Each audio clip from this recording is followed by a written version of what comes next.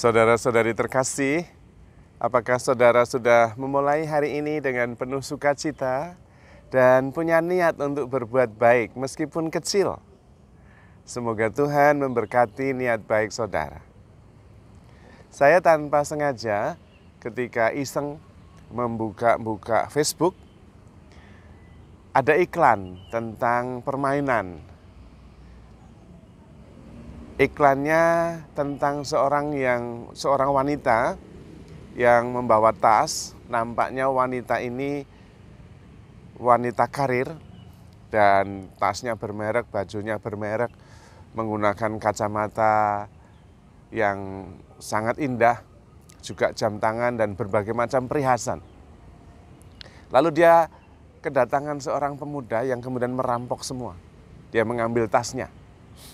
Tapi kemudian dia dengan tenang memberikan kalungnya, memberikan jamnya, dan semua diberikan. Lalu perampoknya malah heran, kamu ini lagi saya rampok. Iya, enggak masalah, itu enggak relevan bagi saya. Lalu dia menunjukkan,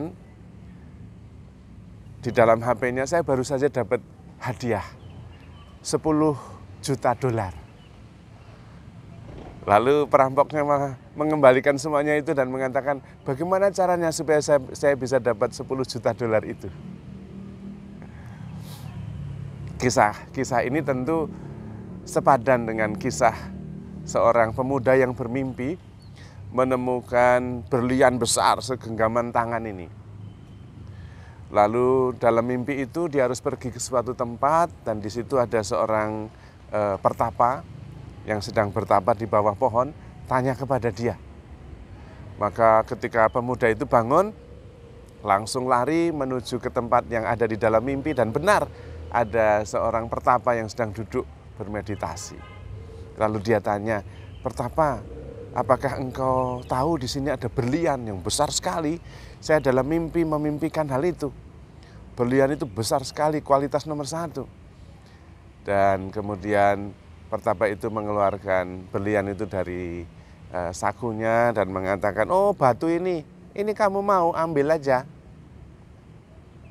Dan pemuda itu dengan senang hati dia ambil dan pergi, tapi kemudian dia kembali. Dia kembalikan berlian itu dan mengatakan, saya ingin mendapatkan hatimu yang bisa mengikhlaskan berlian ini begitu saja seperti batu yang tak bernilai. Saudara-saudari terkasih, seseorang yang sudah mengerti dan hidup di dalam roh, itu seperti orang yang merasakan dicintai Tuhan setiap saat, penuh dan utuh, sehingga yang lain-lain itu enggak relevan, disakiti, malah kemudian memaafkan berlimpah-limpah. Karena dia sudah mendapatkan cinta yang jauh lebih besar. Dia sadar betapa hidupnya lebih bernilai. Sementara orang yang belum sadar itu seperti berada di dalam rumah. Lalu dia mengumpulkan barang-barang, masukkan ke saku, diambil di dalam tas, dan dia berdiri di situ. Ketika orang tanya, ngapain kamu ngambilin barang-barang itu? Saya ingin semuanya ini. Lah itu punyamu, wong ini rumahmu. Itulah orang-orang yang belum sadar. Kita itu mendapatkan segala-galanya dari Tuhan. Anugerah kehidupan, kesehatan, kemungkinan setiap hari, cinta, perhatian, ditemani. Tapi kita masih kekurangan. Disenggol sedikit sama temennya, sakit hati. Kalau dalam perumpamaan Tuhan Yesus, kita sudah diampuni, tetapi tidak mau mengampuni saudara kita. Atau dalam perumpamaan Tuhan, kita berhutang 10 miliar, dihapuskan karena kita tidak bisa bayar, keluar temennya orang utang 100 ribu, dicekek lehernya. Itu orang yang belum sadar. Tetapi membuat orang sadar itu sulit sekali. Sadar saja bahwa dia itu luar biasa. Dia itu roh yang tanpa batas. Yang bersatu dengan Tuhan, bersatu dengan sesama, bersatu dengan semesta, semuanya itu miliknya, dikaruniakan oleh Tuhan untuk kita tanpa batas. Hidupnya tidak menua, hidupnya penuh utuh, tanpa batas waktu juga, abadi, tapi nggak sadar-sadar. Yang diurusi badan, yang besok pasti akan menua, kemudian hilang. Yang diurusi pikiran, yang muyek, padahal kita begitu dicintai Tuhan. Hidup kita ada di tangan Tuhan, yang pasti aman. Tapi tetap sulit. Maunya mengendalikan seluruh yang ada di sekitar kita. Harus punya ini, harus punya itu. Masa depan bagaimana? Oh bukan saya Romo, tapi anak saya nanti gimana? Ayah. Itu seperti ayam mati di lumbung padi. Tidak sadar. Dan membuat sadar itu sulit sekali. Padahal seluruh kitab suci itu isinya adalah kemurahan hati yang abundant, yang berlimpah-limpah. Anak yang hilang, yang bungsu, yang kurang ajar itu pergi menghabiskan harta miliknya. Dia merasa tidak pantas, mau jadi pekerja saja di rumah bapaknya. Bapaknya mengatakan ambil cincin, pakaian yang terbaru, sepatu yang terbaik. Cinta yang berlebihan, cinta yang berlebih-lebih. Cinta yang berlimpah-limpah, abundance. Kisahnya seperti itu. Dan kalau kita mengerti bahwa kita dicintai melebihi segala-galanya, yang kecil-kecil itu tidak relevan. Disakiti hati teman, alah tidak penting. Sakit hati kok diperjuangkan, nggak penting. Dirampok, kasihkan semua, wong kita sudah punya 10 juta dolar.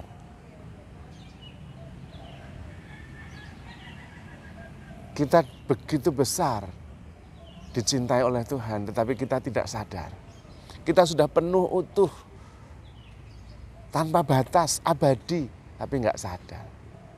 Kita seperti seekor ikan di dalam laut yang tanya kepada mamanya, Mama saya mau melihat laut. Lah kamu itu di dalam laut, melihat gimana?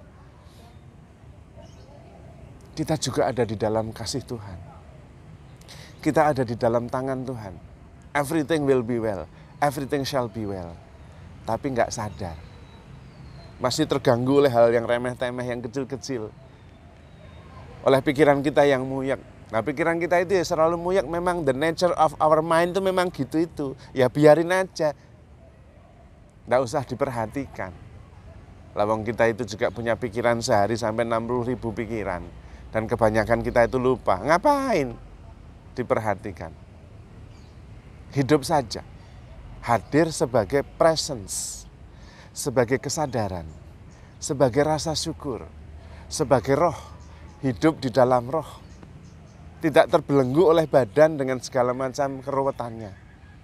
Tidak terbelenggu oleh pikiran dengan segala macam persoalannya yang sempit. Tetapi di dalam roh yang tanpa batas. Yang bisa menerima apa saja. Percaya segala sesuatu. Mengharapkan segala sesuatu. Dan mujizat terjadi. Karena itu saudara-saudari terkasih, sadar. Sadar saja. Jalannya bagaimana Romo supaya sadar? Enggak ada jalannya, cuma sadar. Sadar bahwa kita ini abundant, sadar bahwa kita ini roh. Bukan hanya badan, bukan hanya pikiran, tetapi juga roh. Dan yang lebih dominan itu roh. Kalau kita hanya berpusat pada badan dan pikiran, kita cuma lebih sedikit dari simpanse. Dalam penelitian itu simpanse sama manusia itu bedanya cuma 5% DNA-nya. Tapi yang 5% itu terutama adalah kesadaran. Yang bisa melampaui segala-galanya. Kemampuan untuk bisa sadar. Dan disitulah kemudian kita beyond mereka semua. Beyond ciptaan-ciptaan yang lain. Karena yang lain nggak bisa sadar. Tidak mempunyai kemampuan untuk menyadari bahwa dirinya adalah roh. Yang ambil bagian dalam roh ilahi, yang abadi. Yang selalu bersatu dengan Tuhan.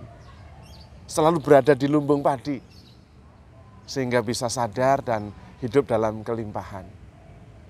Maka saudara-saudari terkasih, sadar bahwa kita dicintai oleh Tuhan. Sadar bahwa segala-galanya sudah diberikan oleh Tuhan untuk kita. Sadar bahwa kita sungguh-sungguh ada di dalam Tuhan. Semuanya tercukupi, berlimpah-limpah. Dan karena itu, handle yourself with care. Because you are loved. Tuhan memberkati.